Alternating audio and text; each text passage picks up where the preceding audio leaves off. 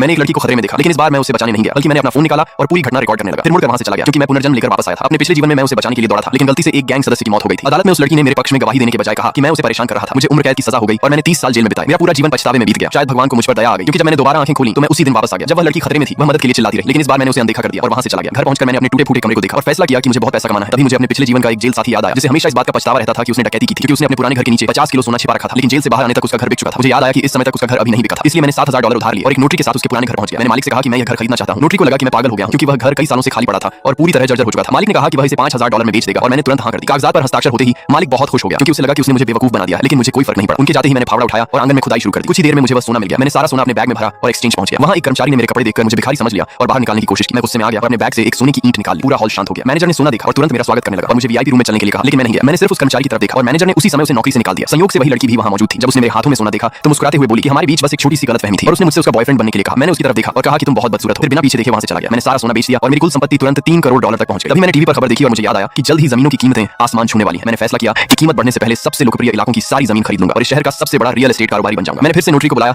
और हम पागलों की तरह जमीनें खरीदने लगे। जब उस लड़की को पता चला कि कोई व्यक्ति बाजार कीमत से भी ज्यादा दाम देकर घर खरीद रहा है, तो वह अपनी मां के साथ अपना घर बेचने आ गई। मैंने बड़ी मात्रा में जमीन खरीद ली और वह अभी मेरा मजाक उड़ा रही थी, ये सोचकर कि मैं बेवकूफ हूं। फिर नए विशेष आर्थिक क्षेत्र परियोजना का प्रमुख वहां आया। उसने देखा कि उस पूरे इलाके की ज्यादातर जमीन अब मेरे पास है। उसने तुरंत मुझे होटल में बातचीत के लिए बुलाया और हम जल्द ही एक समझौते पर पहुंच गए। जैसे ही अनुबंध पर हस्ताक्षर हुए, उस पूरे इलाके की कीमत 10 गुना से भी ज्यादा बढ़ गई। मैंने आर्थिक आजादी हासिल कर ली। इसके बाद वह लड़की फिर मेरे पास आई और बोली कि हमारे बीच जो कुछ हुआ वह सिर्फ एक गलतफहमी थी। उसने यह भी इशारा किया कि वह मेरी गर्लफ्रेंड बनना चाहती है, लेकिन मैंने उसे साफ मना कर दिया और सुरक्षा गार्डों से उसे और उसके परिवार को बाहर निकलवा दिया। अगर आगे की कहानी देखना चाहते हो तो कमेंट में लाल दिल जरूर भेजो।